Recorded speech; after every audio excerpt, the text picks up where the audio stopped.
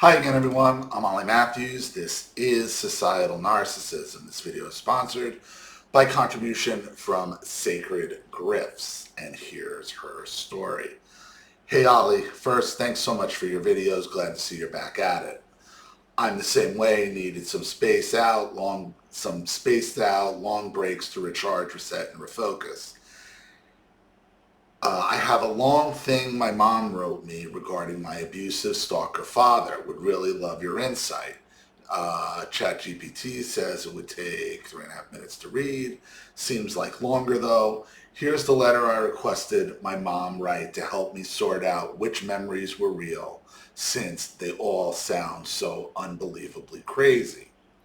I will do my best to simply document what happened from my perspective and not include opinions, feelings, etc., since those are not part of your experience, with the exception of my pregnancy with you.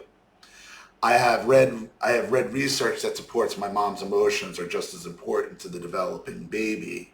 I have read research that support mom's emotions are just as important to the developing baby as other external inputs, obviously. Approximately 6 weeks pregnant, Roger's friend Nick was staying with him.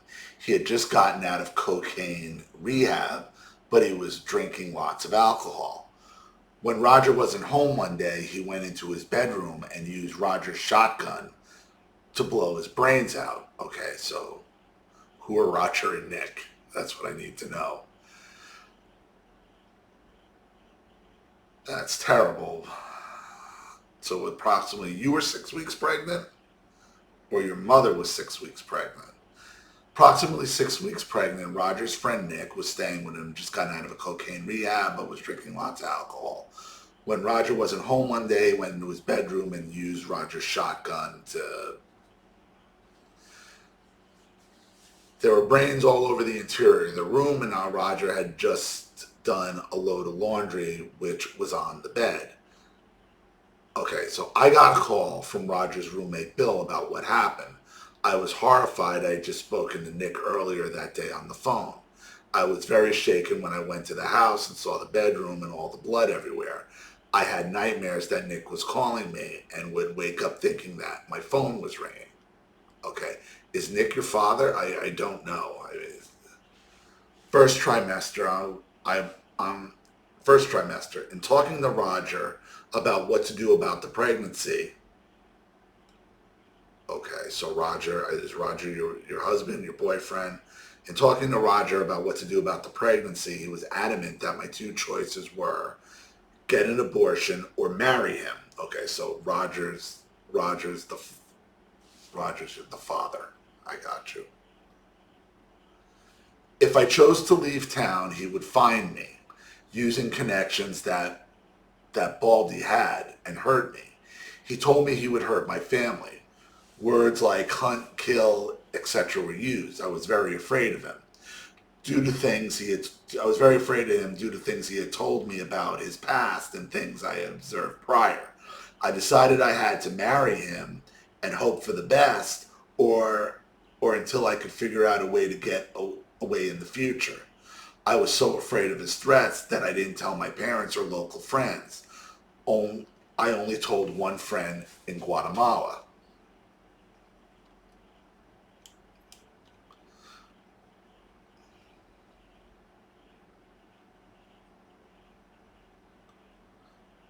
Okay. I had to just go back and read the top to make sure that this story is about, because you say your story is about your father, it seems like, okay, and you're starting off talking about Roger, who is your child's father. God, okay. First trimester at Thanksgiving. We used my mom's car. She had come to be with me in Springfield to go to Summersville area for Thanksgiving to see the family. When we walked in, a little girl about 7 years old came up to me and put her arms around my leg and begged me to take her home with me. I felt afraid and observed the adults drinking lots and smoking lots of weed. I was afraid on the drive home that Roger would get in a wreck. January, February, March, after the wedding, Roger did not have a job. We moved into a tiny place near campus. He did a drug deal, and I was very afraid that the cops would arrest me if he brought the drugs or dealings into the apartment. We got into a huge fight, and I was very afraid. We moved to a duplex near St. John's. I was very frustrated and tired and decided to drink one beer. I had stopped smoking and drinking 100% after finding out I was pregnant. I then drove to the first place to pack up more stuff into the car and got pulled over by a cop. The tags on the car were illegal. I didn't have my license on me. I probably had alcohol on my breath. I was terrified I would get arrested. Got off with a warning. I mean, these are all red flags. There was a single guy next door at the duplex. He would smoke and drink on the porch with Roger. I was creeped out by him, tried to avoid him. They both went to the strip club when I was about 6 months pregnant. The guy came back drunk. Roger was still there.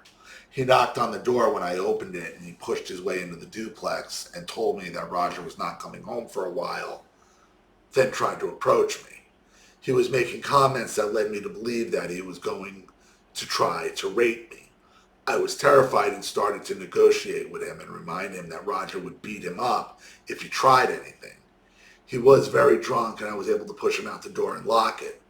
I was incredibly scared and alone until Roger got back much later.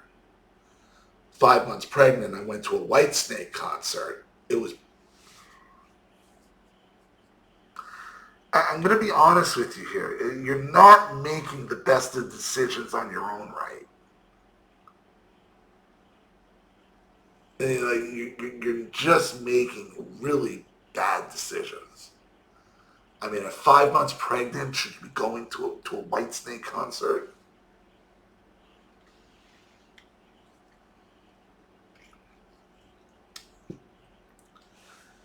It was pretty loud, but we were not on the main floor. After the fact, I told my doctor he didn't think it was a great idea. Said the baby could definitely hear and feel the noise. Yeah, it's not a good idea. Fights break out at concerts. You get knocked over. You have a miscarriage. It's a million things that could go wrong at especially at 5 months. Because at 5 months, you're already showing.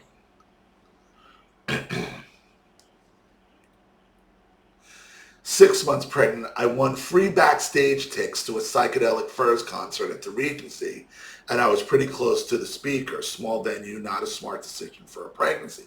No, it's not. And it seems like you're still trying to live a party lifestyle, and this is why you're in the situation you're in with Roger. I'm wondering if the story's about Roger, you just wrote it wrong at the beginning. If the story's about Roger or your father.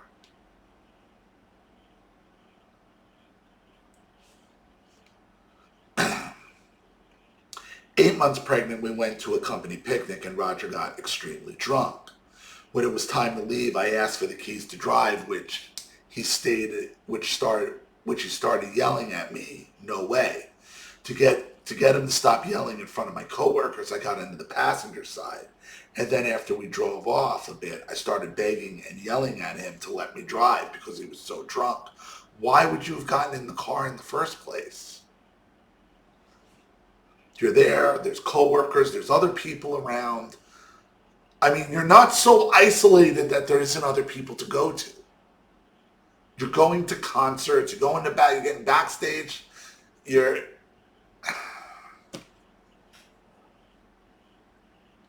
I have to ask if you're addicted to the drama. God, this is not the first story I wanted to walk into reading. Because I can see where this is going and I don't like it. I don't want it to go this way.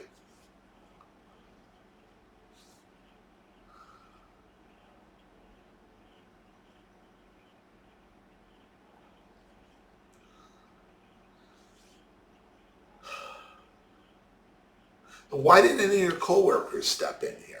Your coworkers shouldn't have let you get into the car with him. It seems like you got red flags. If your coworkers allowed you to get into the car with him, then you got the wrong coworkers. You're working at the wrong place. You're making all the wrong decisions here. And you said you asked your mother for input. I'm wondering if she isn't the source of all of this. And gosh darn it. Like, I hate to have to keep going back to that well. And again, this is the first video story I'm reading. But again, I think you have a warped sense of reality because you're getting your reality validated from your mother.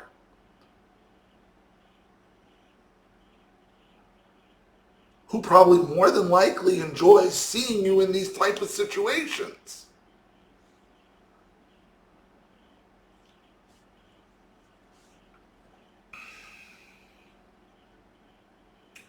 We were in a huge fight. I opened the door, threatened to jump out. He finally stopped and let me drive.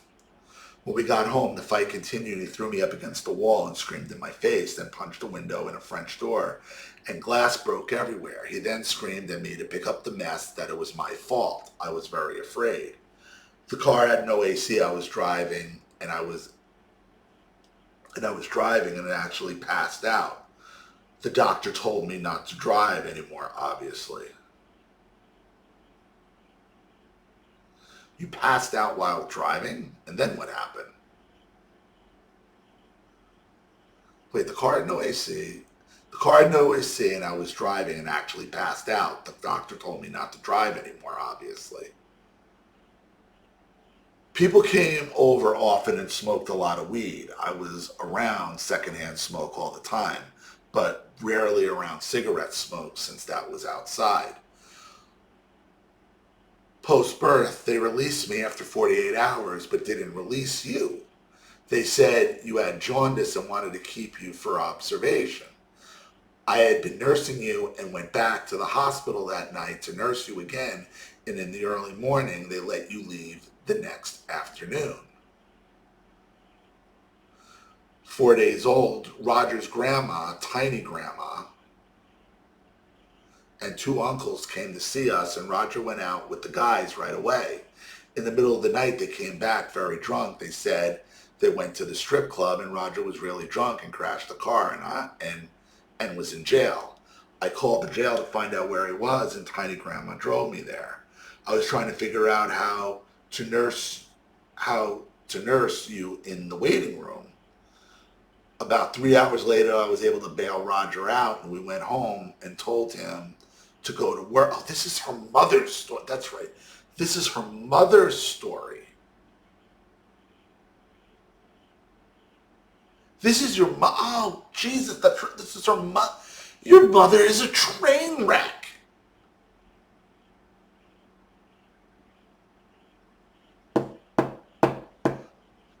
I'm sorry. I got it now. This is your mother's writing the percent of her story. Okay? Of her story of when you were born. Now this makes, okay. Now I got it. Your mother is a borderline personality disordered histrionic sociopath. Sacred. I hate to be the one to break this to you. She's probably your typical either boomer or late Gen X party girl. I figured, yeah, White Snake, of course. She's a freaking, okay. This might be very difficult for you to accept at this point. You're going to have to disregard. Now listen, your father may be a grade A piece of trash. He may be. But I'm guaranteeing you here, your mother's played a huge role in this. She takes responsibility. Oh yeah, I just went to a White Snake concert. Oh yeah, I just got in the car anyway. Yeah. Oh yeah, I passed out. The car had no way to see. I passed out. And then what while driving? And then what happened? And then you just ended up in the... And this is your I got it. This is your mother's story. They released me after 48 hours, but didn't release. Okay, that's right. I was trying to figure out how to nurse you in the waiting room. Like everything she does, like she makes herself, she puts herself on a pedestal to absolve herself of any responsibility for any of this. Okay? No.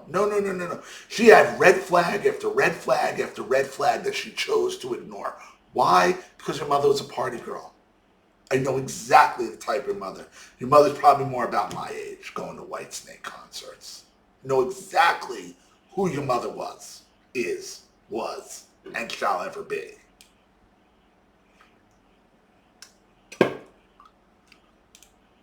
About 3 hours later, I was able to bail Roger out, and we went home, and I told him to go to work. Then I called my mom, and she came over, and I tried to get some sleep. You and I were both crying and antsy. 1 to 5 weeks, I was completely overwhelmed with being a new mom, and you cried a lot. Maybe a normal amount. I just didn't know what to expect. My mom was there once, and you were in the room with the door shut crying, and I wasn't getting you. My mom told me to get you, and I said you were fine. I just fed you that you just didn't like me. I was tired, usually afraid or anxious, and I was not able to relax when I held you. I know this is not good for the baby. So again, she's putting in your mind here. She's listen, borderlines, this is what I'm talking about. She is the worst person you could have went to for this. Because the borderline, the narcissist, is constantly planting destructive seeds.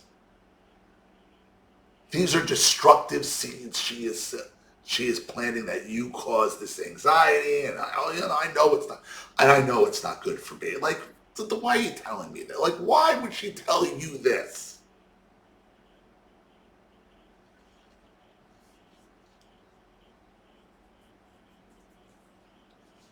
Because she's trying to absolve herself for the damage she knows she has done to you. That's why. That's why.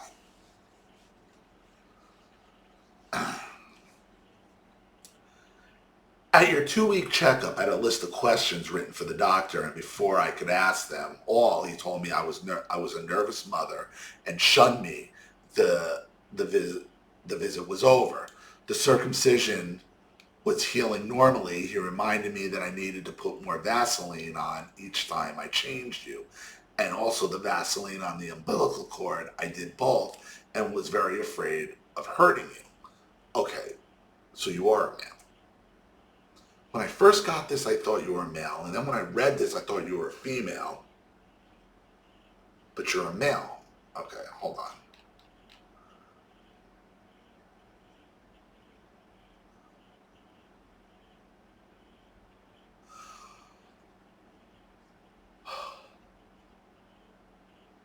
All right, I got it. I read this line in your first paragraph. I will do my best to simply document what happened as you were writing it and she wrote it. You were already in your mother's writing, and I thought you were the ones that got it. So I got it. Listen, dude. Listen. Your mother knows she did some damage to you. All of this. All right, this is making a lot more sense now. Roger's friends came by frequently, and one time Steve Percy was there and I was changing you. Roger came in with Steve to show him your penis. He started playing with it, saying baby hard on and laughing. Both Steve and I told him to stop, and Steve made him stop and told him he was a sicko. First outing, one of the first places he went was to campus. I wanted to show you off to the dean who had been my boss, and Roger wanted to show you some of the theater people he had worked with. It was hot. It was Springfield in July. I just remember being yelled at by my boss that it was too hot to take a baby less than a week old out. She was right, but I just didn't know. Roger wanted to get some free drinks, and we took you to a dive bar. Like, dude, like, come on, man. We took you. See, this is what she does. She throws in these fucking bad. Sorry. she throws in these awful decisions she makes. It's just like she just throws it away. What do you mean you took it? You went along with it. Roger wanted to get some free drinks, and we took you to a dive bar.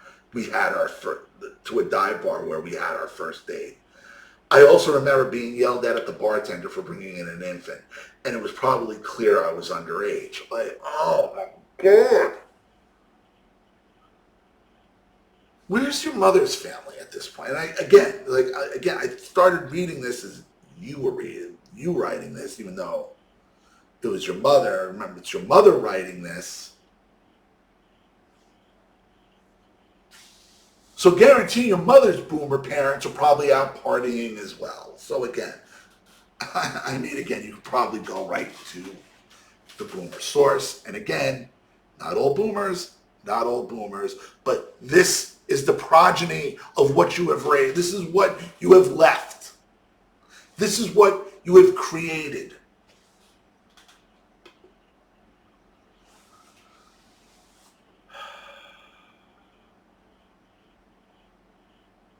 Underage or not, she's old enough to have a baby. Old enough to have a baby legally where it's not a problem, where authorities are getting called. She's talking about going into the dean, or I'm imagining she's in college at the time. It's just one bad decision after another, and all her decisions are based on her still being able to keep up a party lifestyle. That's really what's going on here. And she wants to blame your father for all of it. She is a willing participant. Your father may be, maybe an immature jerk who takes no responsibility and another narcissistic sociopath. Okay, but so is she.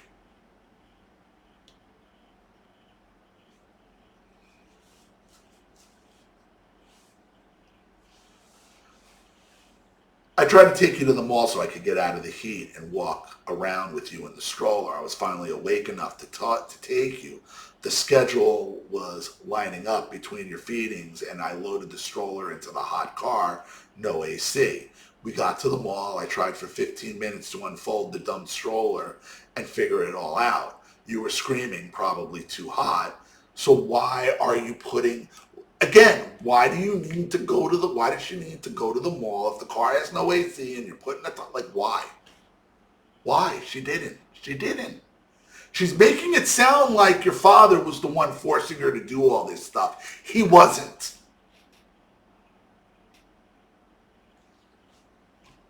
Stop buying her goofy excuses. Your mother's goofy. Start using that word a lot more. Trying to get a cleaner vocabulary.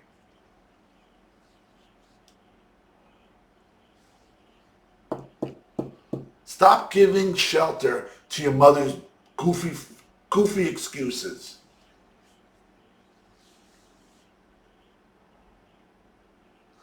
So we ended up going back to the house, which you should never have left in the first place. I felt incredibly alone and isolated, stuck at home with a newborn.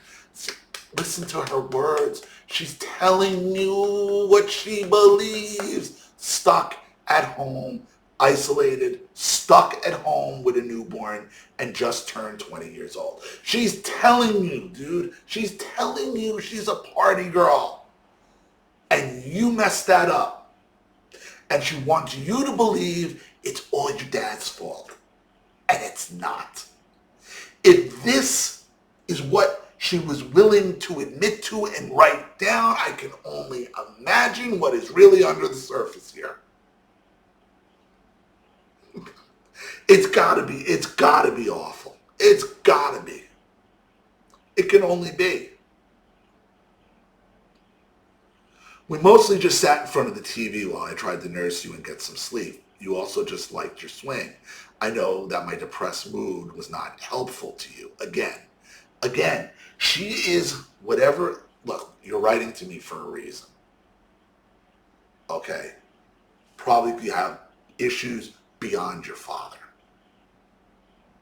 She knows that. She knows she's responsible for it. This is how she tries to absolve herself with every paragraph. I know my depressed mood probably damaged you. No, no. Your depressed mood is her own doing. Because once again, your mother's probably my age. Around my age, maybe even younger. Okay? Birth control was readily available. The pill was readily available. Everybody understood how you got pregnant. Zero responsibility. Zero.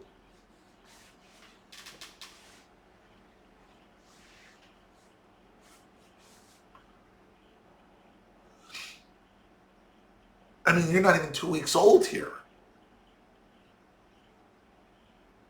And she's looking to party. But it's blame it on your father.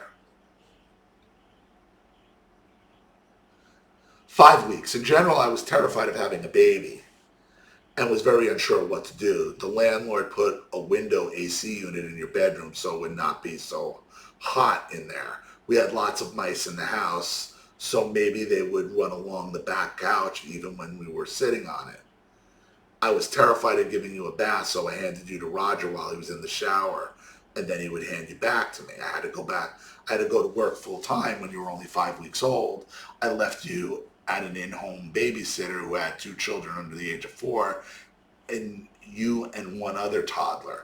I nursed you around 6:30 a.m. and then at lunch I went to the sitter at noon to nurse you, and again at 5:30 right after work to the sitter's house. You stayed with her for about 8 months. I thought you had colic since you mostly cried around me. The sitter told you you were really good and didn't cry at her house. Dude, that paragraph is so telling. Your mother had no real bond with you. You had no real bond as a baby with her because your mother was always looking to reject you as a child because she was worried about her own well-being, her own well-being. Yeah, she went back to work. Okay, but this paragraph is one long running guilt trip of everything she had to do. Okay, and then you never really liked her. You never really liked her. Oh no. Excuse me.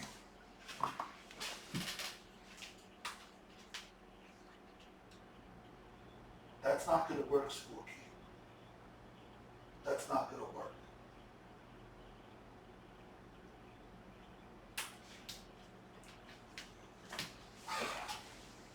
Sorry. Spooky is the new cat is also a caterwauler, so he doesn't like the door being closed.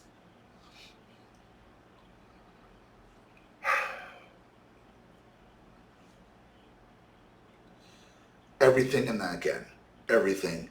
that paragraph is one big long run-on guilt trip. Even though I felt Jesus. I'm sorry, I don't take your name in vain. Even though I felt like an inadequate mother, understand something. This could have been written by my mother. This is how my mother talked. Even though I felt like a very inadequate mother, I was happy that you had great care Monday through Friday during the day, even though you never loved me, even though you rejected me. Your mother, listen, you're going to have to deal with this woman at some point because this is bad. This is bad. She's got you in a twist here.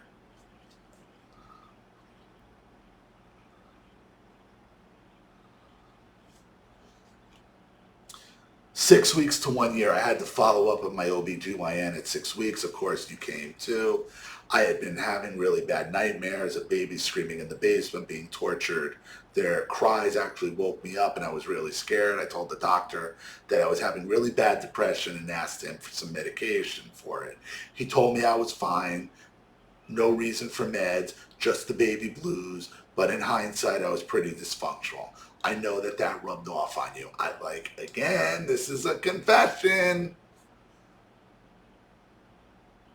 When you cried in the middle of the night, I would just bring you back to bed and nurse you there so I could fall back to sleep. Roger went out with a lot of his buddies and would come back really drunk. There were a couple of times that I would wake up and you and I would both be covered in urine. Of course, this made me yell at him. And after rinsing us both off, I would move to the couch and put you in the crib or the car seat next to me. The sitter asked me why you hadn't been circumcised. I was confused. I told her that you had. She told me to ask at the next checkup, which I did at either 3-month or 6-month. The doctor told me apparently I hadn't used enough Vaseline on the incision, and basically he stretched the skin again and told me to keep using Vaseline every diaper change. You screamed, of course, but there was no blood. No anesthesia was used on day 1 either. That's just how it was done for both you and Luke. Not sure how it's done now. After that, the doctor never brought it back up. Not sure why Roger made a big deal about it. At 4 months, Thanksgiving, we flew to Denver to see Roger and Nancy.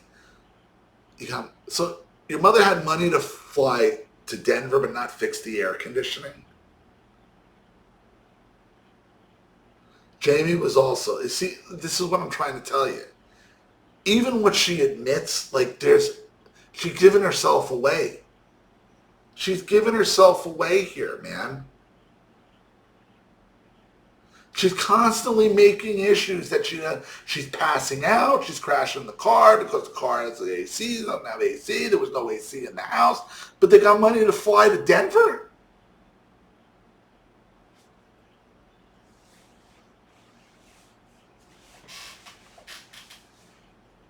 Jamie was also there. He was great to have Nancy pour onto me, and you and the girls were great with you.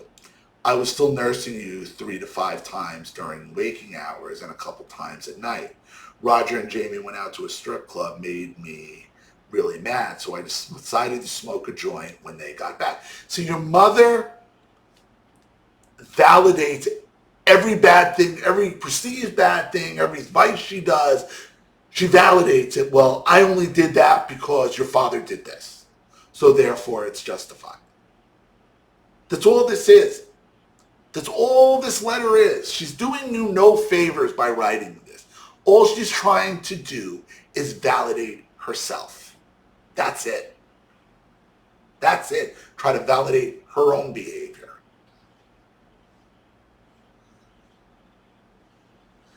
I had stopped all alcohol and tobacco, and I found out I was pregnant, and I wasn't drinking at this time. I felt horrible during the night because I had trouble nursing you due to the effects of pot. On the trip home, our flight was delayed for hours, and you would not nurse in the airport with all the commotion around us. I decided that you were done nursing and switched you to formula at that point. There was one positive influence who was extremely helpful: parents as teachers. A lady who was married to an SMSU professor came to the house for a home visit once a month. I would put the appointment on the calendar and count down the days. She would show up. She would show me how to play with you, how to read with you, answer all my nervous mom questions, and tell me that you were doing great and all that was fine. She really helped me during the month of 4 to 18, so I started gaining more confidence and how to care for you, how to parent and care for you. I have a suspicion your mother is a time thief. All she wants to do is eat up and waste people's time. Eat up, because that's what borderlines do. The most valuable commodity the borderline is after from you is your time and the ability to waste it, making them feel better, making them the center of attention.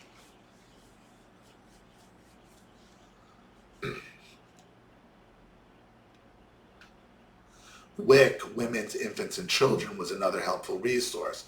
We qualified because we were low income and you were under the age of 2. So she's on WIC, but she's on WIC, but she can afford plane tickets to Denver. You and I went each month, and where they pricked your finger to check for lead poisoning. I had a health and nutrition class with you on my lap. Then we got food vouchers. I felt much more confident in my parenting ability since I was able to bring things for you to do while other moms just yelled at their kids to shut up. See how much better mother I am than you? This is what The borderline will point out everybody else's bad behavior. You gotta watch. You gotta analyze what they're saying to you. You gotta really look at what she's saying to you in this letter.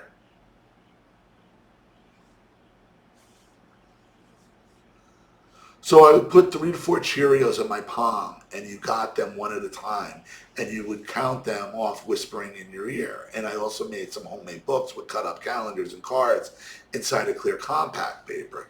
You looked at your books and ate Cheerios. You aged out of WIC at 25 months because you didn't have any lead in your blood, and I was no longer nursing or pregnant. And you can drink milk at age 2.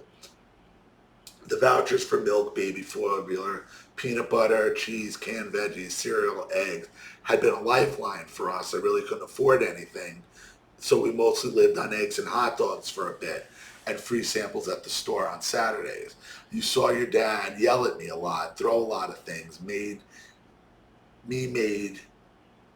throw things at me yell at him, and me being very scared, etc. It was very tense in survival mode all the time, which meant you were not the focus of either of our lives. And I know you absorbed and internalized all the chaos and ugliness. Not great for a baby brain and emotional development, right? But did you witness it? She's telling me what you witnessed. Is that actually what you witnessed? Or are you just remembering what she told you? Yeah, this is not a 3-minute read.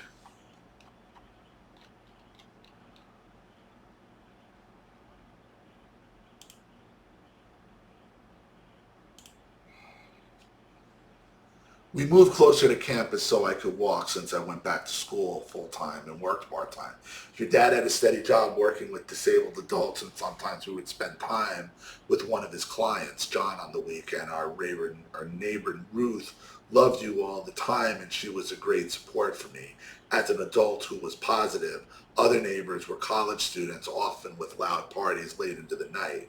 Sometimes we would put you in bed and then go to a party across the street or right next door. I would come back and check on you every hour or so. You were always still asleep when I came back. So your mother's leaving you home to go party. Again. I was in class full time, worked about 25 hours a week, and then we went to a different daycare then.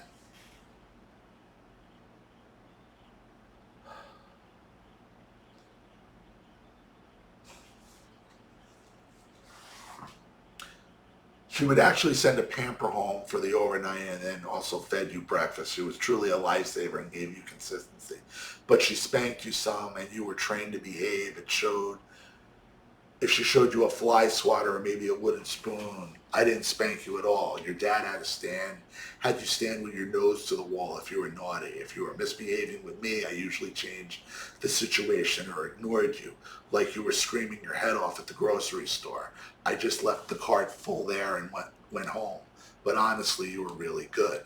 With tons of papers to write, group projects, I had to go to a computer lab after your dad would get home. He smoked pot every morning, and when he got home, and often had to work too, the assistant manager at Firestone smoked with him. There were several times when I came home late from campus and you were just getting home, and he had been on some drug runs with your dad. All I'm hearing drug is pot out of your mother. That's it. It's pot. And she's calling them drug runs. It was a drug at the time. But all I'm hearing is pot.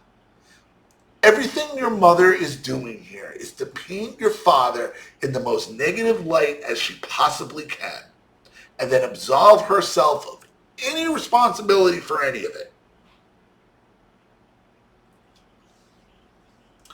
This caused he would like to pretend to roll joints and lick plastic baggies. This caused a huge yelling match, which I lost. I was very scared that if Roger got arrested, you would be put in foster care. Another time I got home and found that Roger had put a shot of Jägermeister in your bottle so you would take a nap. His friends thought it was funny. It's stupid. But again, your mother chose this guy. Your mother chooses to go and party with him. So if she's going to leave you home alone to go party, Okay? Why is your father not going to think it's okay to put a little shot of Jaeger?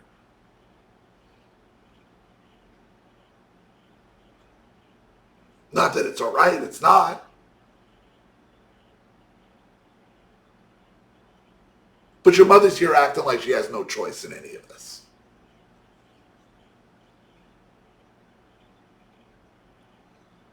And this started with her saying how afraid she was and how violent, but I haven't actually heard any actual violence. It's everything is an excuse that she kind of had a huge part in of why it's not really her fault, and he smokes pot and he goes on. Like,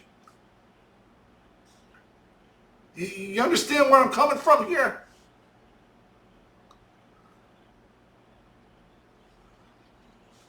You heard and saw strange things one early Sunday.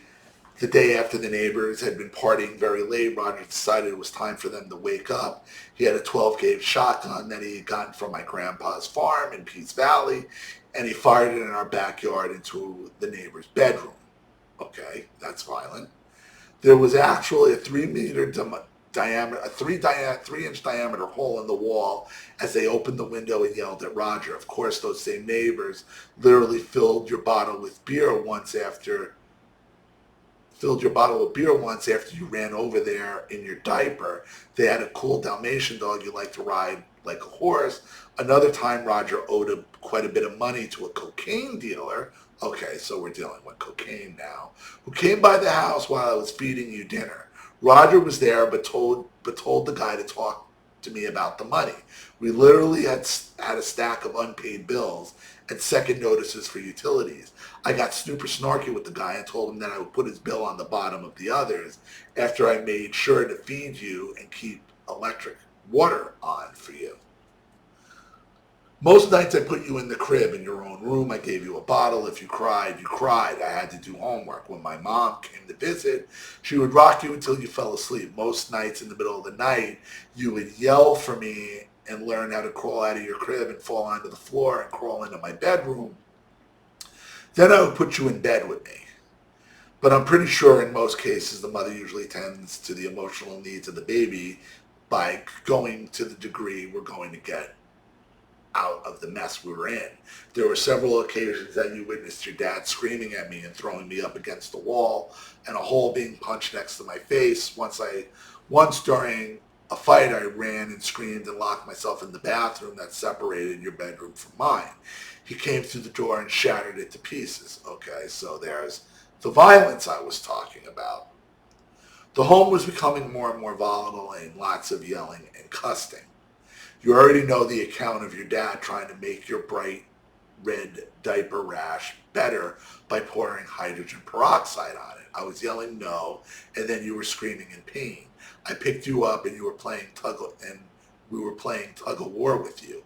He tried to break my leg by kicking me while wearing steel-toed boots, but I wouldn't let go of you.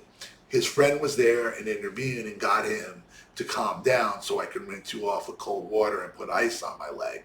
That afternoon we went to Carrie's apartment and spent the night, but she told me we couldn't move in with her. We drove to KC a day or two later. My parents had just moved into an apartment there and asked my dad to transfer me to UMKC, but I refused. And my dad asked me to transfer to UMKC, but I refused. Why would she refuse? Why? If your father's asking you to transfer her father, like, why? Again, your mother wanted everything her way. I was a junior already. You loved being with Grandma and Grandpa who doted on you, and Grandma made you the center of her attention. While we were in KC those few days, Roger met somebody. More on that later. I think after that incident is where I decided it was safer to move out, since now Roger had physically hurt you. Plus, there was somewhat of a safety network since my parents were back in the U.S. in KC.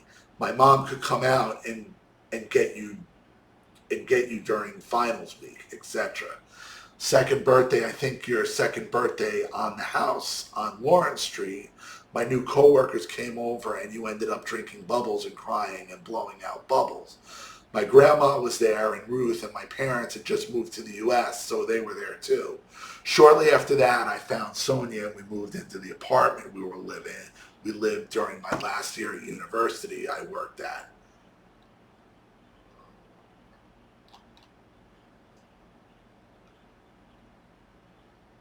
Third birthday, we moved to KC on July 26th, so just before we moved there. Three of us went to Silver Dollar City for your birthday. We actually had a fun day. You ate tons of fried catfish the first time you had it. Days like that made me wonder if we could be a family. Fall 1993, we're in KC and Roger moved up to be closer to you and also tried to win me back over. He moved in with Steve Percy in one tiny bedroom near KU Med. I dropped you off there a couple times. Usually Roger wanted me to drive us all somewhere since he didn't have a car, or maybe not reliable, or maybe a motorcycle, I'm not sure. We ended up at some pumpkin patch that was really pretty cool. He took that photo of you and then printed it and framed it to give me as a Christmas gift. I love that photo this day. That day also seemed like we were a little family, and we did have a fun time. One time after he had moved into the castle by the plaza, I went down to drop you off for his weekend, or perhaps just an overnight. Even though he was supposed to have every other weekend, I would take you to him. I was going to work for him. Sometimes you told me he didn't want to go, and that made it hard to leave you there. You seemed like you liked being with your grandparents the best. When I stopped the car to drop you off, he jumped into the car and started yelling at me to drive. He and I were arguing and started threatening me. You were in the back seat. He made me take him to a place to either pick up a check or drop off an application. You were upset. I was upset. He was very angry, and it was scary to be sitting in the car with him screaming at me. When we got back to the apartment, you did not want to get out, which made him even more angry. I told you that you had to stay, and you got out and left crying.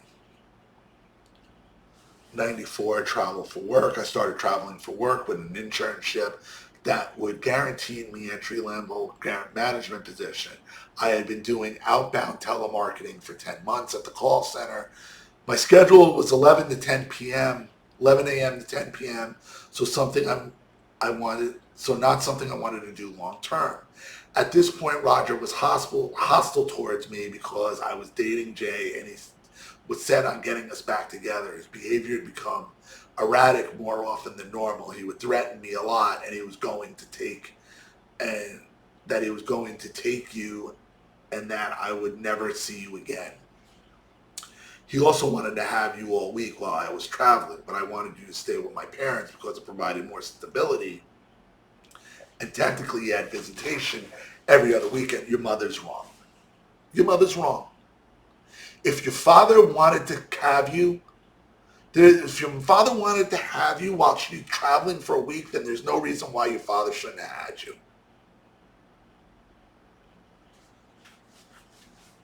I don't know how much of what you actually witnessed or what your mother's telling you or not is true here or not. But I guarantee you, okay, whether your father was a jerk or not, I'm sure he was. Okay, your mother also was doing her very best to sabotage whatever she could.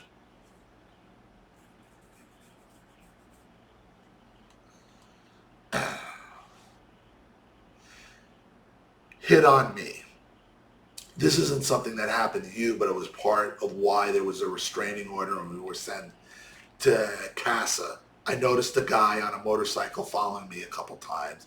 And one time he followed me to Jay's house in Lee's Summit and left cigarette butts in the driveway. Soon after, Steve Percy called me to tell me that he was scared for my safety because Roger had been calling around to find out how much it would cost to take out a hit on me. Steve told me that Roger didn't have enough money for the job, but warned me to be really careful. When I called the cops to ask for a restraining order, they told me that if Roger didn't, one, have a key to the house, two, had not provided a day and time that he would kill me, then they couldn't help me. Meanwhile, he kept threatening to take you and then I would never see you again. Anytime I wouldn't allow him to see you, he started calling my boyfriend and Jay, threatening him right there. Anytime I wouldn't, your mother was messing with your father's custody. 100%. 100%. And let me tell you something, when you mess with a man's child and you mess with his access, okay, you can't believe anything that comes out of either side's mouth. Again, your mother trying to come off as the patron saint, and she's not.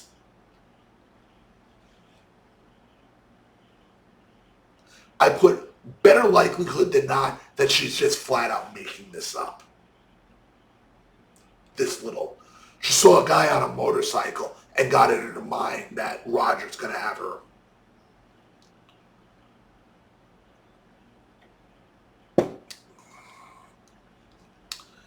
Christmas '94, the custody in Missouri stated that Roger had every other weekend and every other holiday.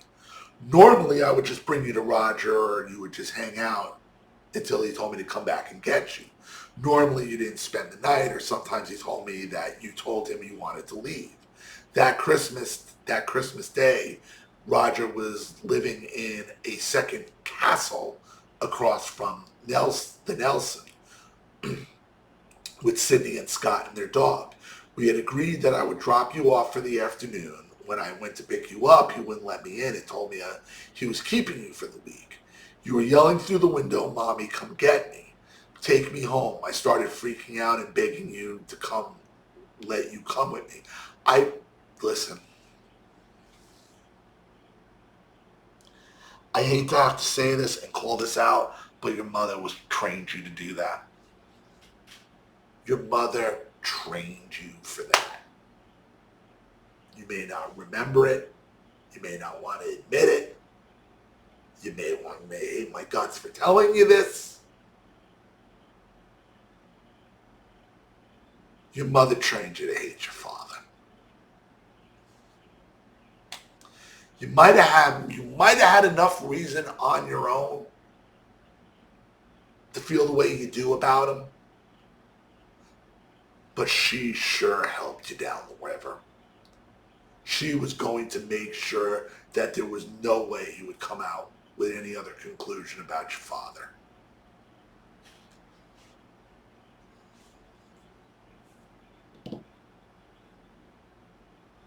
He closed the window so you couldn't see out, and soon the cops were there, and Roger came downstairs with the divorce papers that showed every other holiday. I had to leave, and I was so scared. He had them for the holiday. So you're calling the cops, she's calling the cops. It was his time. Do you understand? She went there and set up a performance to traumatize you. Yes, she did. Oh, yes, she did. Oh, yes, she did.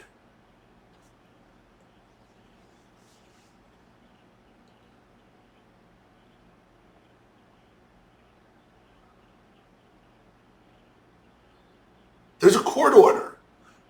There's a visitation plan that she feels that she can violate. I'll be back. No, you're not. I have him for the day. Unless your father decided that he wanted you to go back, then whatever. But if your father wanted you there for the holiday, you're there for the holiday. It's his holiday. Again, your mother playing the victim. She's not.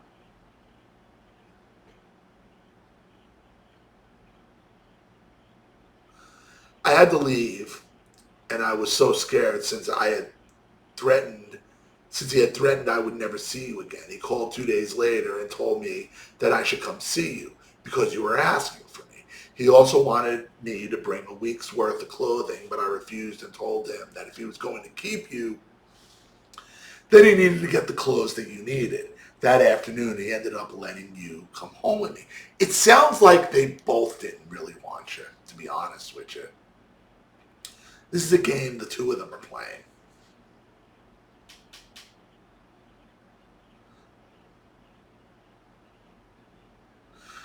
Unfortunately, I already had plans to go to Minnesota for New Year's Eve, and I still went.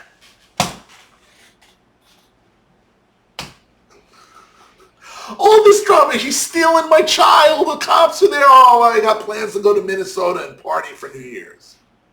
Bro, your father might be trash, your mother's just as big of a pile of trash as he is. Sorry, not sorry. Sorry, not sorry. Manipulative. Conniving, calculating, planting seeds there in your entire life, and now she's playing on it. She's playing you, dude. She's playing you.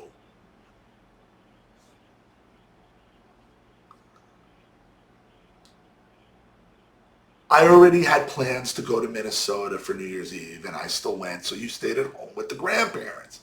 Jay had moved away partly because he couldn't handle the situation with Roger, and I had a plane ticket to go spend a couple days with him.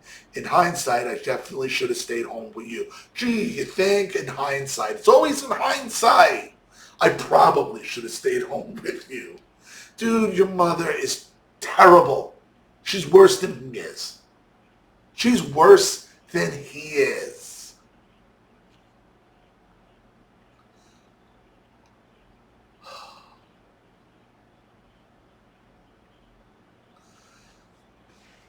The apartment. I got an apartment about a mile away from 101 101st Street, and we moved in with Sonia, who you call Tanya. One day, Roger showed up and demanded that you go with him.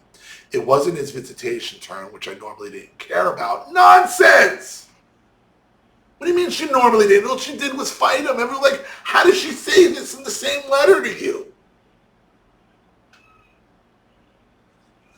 We moved in with, which I normally didn't care about, but he was so incredibly agitated, I was again afraid for your safety. I told him that he couldn't have him, and asked him to leave and come back another time. He picked you up and headed towards the door, and I grabbed your arms. Thus the tug-of-war situation that you recall. I screamed for Sonia to call the police, which surprised Roger because he didn't know she was there. I picked up the phone to call 911, but she was already talking to the police, who told her to lock the door and stay put. They told me that they were on their way, and I told Roger that, and he left. The cops got there, and you and I were both upset. We talked to the police. The postman truck, 1998. Roger had a postman truck that he drove. It had no seatbelt, no door, and he would drive you. So he was a mailman now. So now he's working for the federal government. Like, just huge. Like Roger's this pilot, but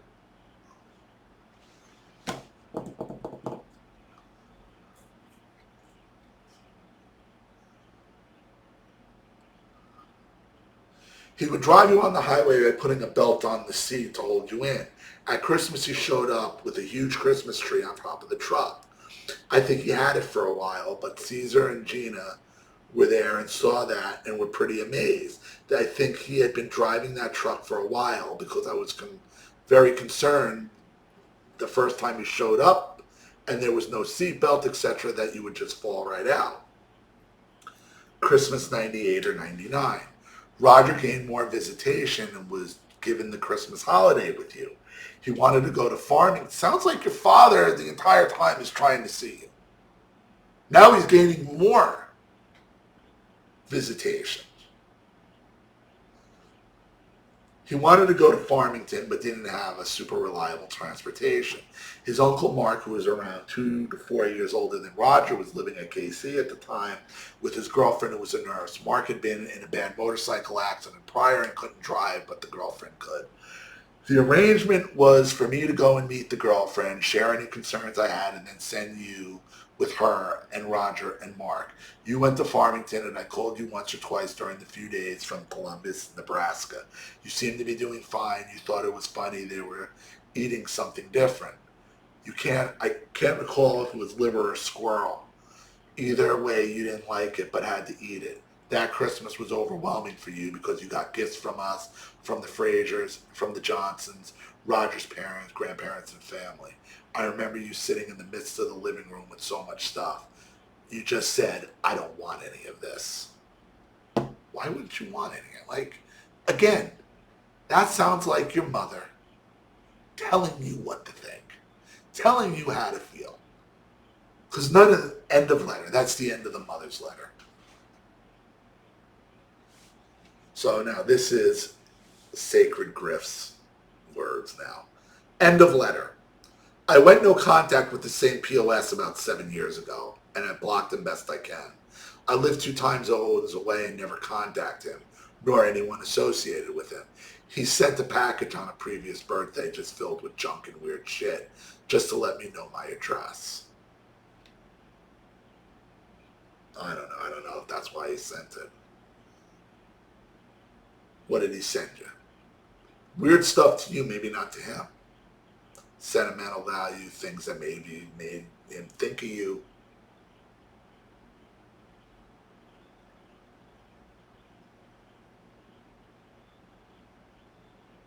There's no way I can express to you in a way that you're going to understand when you've been alienated from your child and the child believes. And like, look, I'm not saying everything your mother wrote here is total nonsense. Most of it's total nonsense. Your mother is just as much to blame, if not more so, for whatever situation you're in, or the reason you wrote me in the first place, than your father. It is one confession after another, one red flag after another, look at what she's telling you. Your mother would leave you for her own good time at the drop of a dime. And she keeps telling you that over and over and over again. All she really wants you to think is why it isn't her fault.